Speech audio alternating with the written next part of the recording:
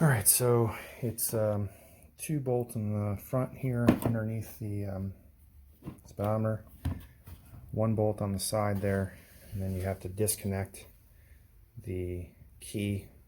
It's got a little lock nut. You just push it with a flathead. This comes off. This is what it looks like on the inside.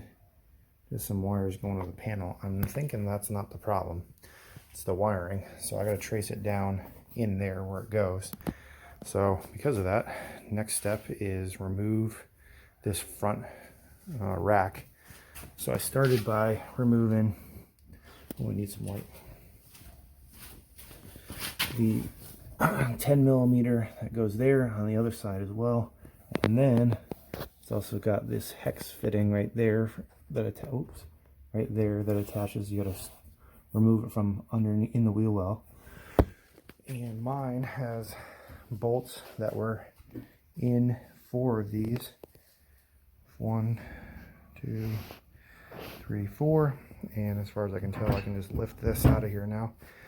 So that's what I'm planning to do. I'm going to take this front plastic off and keep working on it. Alright guys, so sorry about no step-by-step disassembly.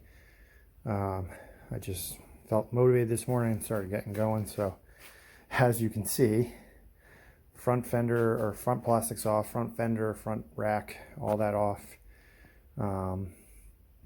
Engine out on the workbench. I can see where it's leaking and I'm a little afraid. A couple things, this and this really gave me a huge headache. So in order to get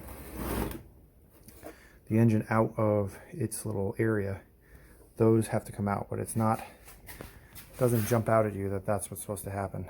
So if you do this job, make sure you pull this and this apart before you go wiggling it, otherwise it won't come out because it's not enough space. I am going to do more step-by-step teardown of the engine, so stay tuned for that. But I just want to give you all an update about how it's going. I'm pretty happy with it. Hopefully we can start the reverse process of putting it back together. Alright, as always guys, if you like the videos, give me a thumbs up and definitely subscribe. Keep track of what's going on. Thanks. Alright guys, so the excitement of getting the engine out quickly passed when I realized that it's not a seam that's leaking the oil. It's in fact the crankcase is leaking, and that is a big crack right there where you can see the oil is coming out. So we need a new crankcase. I've actually looked online and you can get them and they're not that bad. So that's what we're going to end up doing, and we're going to get some bearings out of it. So stay tuned. Looks like it's going to be a big job, but we'll get working on taking this apart. Alright, so I got the engine out and I pulled the oil plug, which I probably should have done before I did this, but hindsight and all that.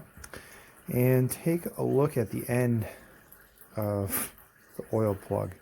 That is not good. That is all metal shavings.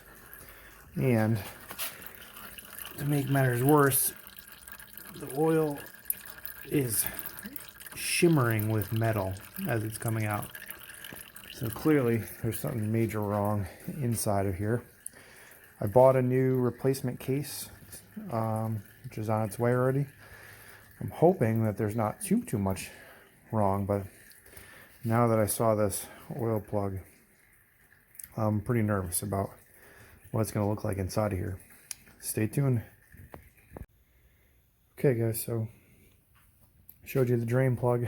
Now I've got the bottom plate off. We have a problem, people. That is not good.